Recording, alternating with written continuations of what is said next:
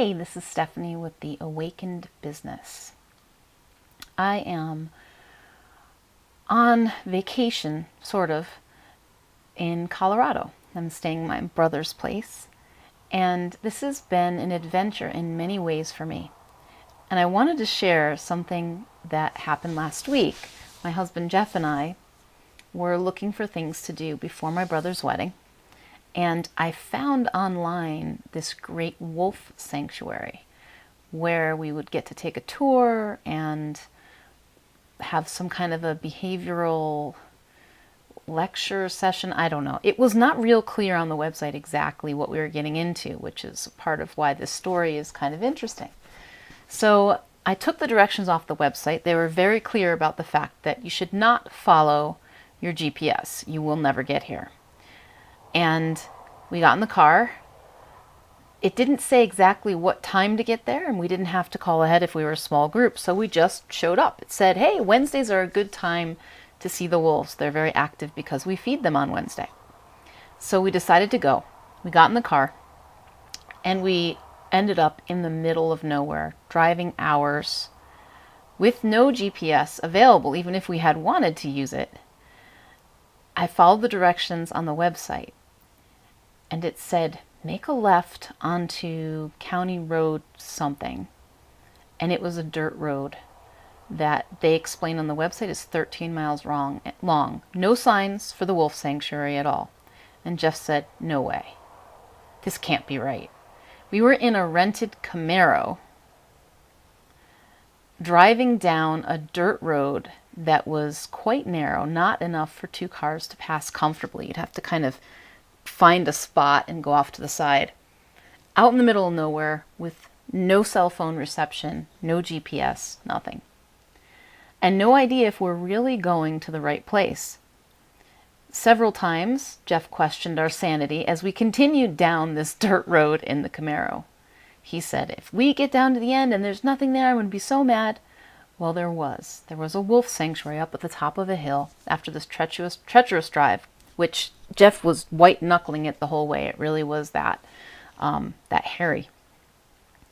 And we got to tour the wolf sanctuary. They had broken up the wolves into small packs of 2, and each of them had 2 acres fenced in, and they were beautiful. We got to see them up close, and then when we were done with that tour, we actually got to meet with the ambassador wolves. Now, these are the wolves that actually like humans. Apparently, most of them can't stand humans. They're terrified.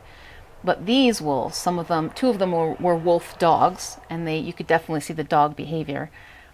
But the other 2 were 100% wolf, and big, beautiful wolves with about 20 other people. We were in this environment with them. We got to pet them, so I got to pet a wolf. It was pretty unbelievable to be with an animal that is that soulful. They have this strength, and yet it's like an effortless strength that I really love. And so I was thinking about this because it truly was an uneasy, uncomfortable experience getting to this place. We didn't know if we were going the right way. We didn't know what we were going to find on the other end. We didn't know if something could have happened and we had no way out, right? There were all these unknowns and all these questions happening for us.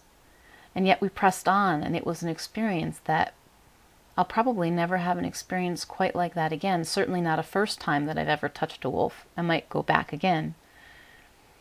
And I had another experience climbing in Colorado. We were doing some hiking at Mesa Verde, and man, some of those rock scrambles are steep, and I'm not all too fond of heights, and we did it.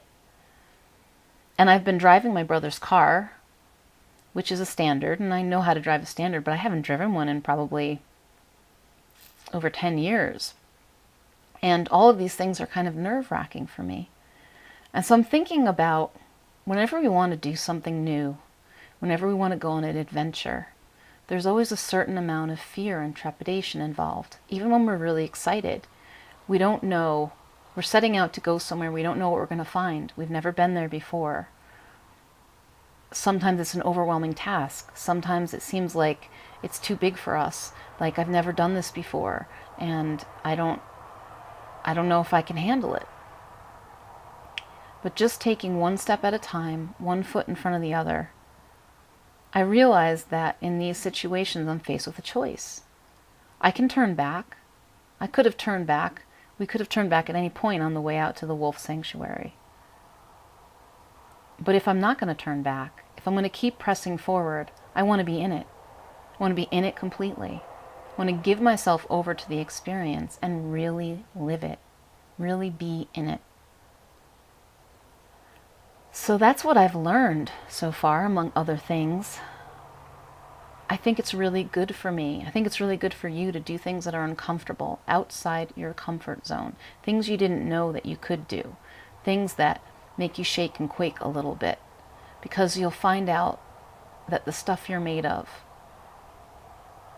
is more than you ever imagined. And even if you do decide to stop, you'll know that that's a powerful choice that you can make too. So what adventure are you wanting to go on that you're not sure where it's going to take you, that you're a little scared about? Maybe it's a relationship, a new relationship.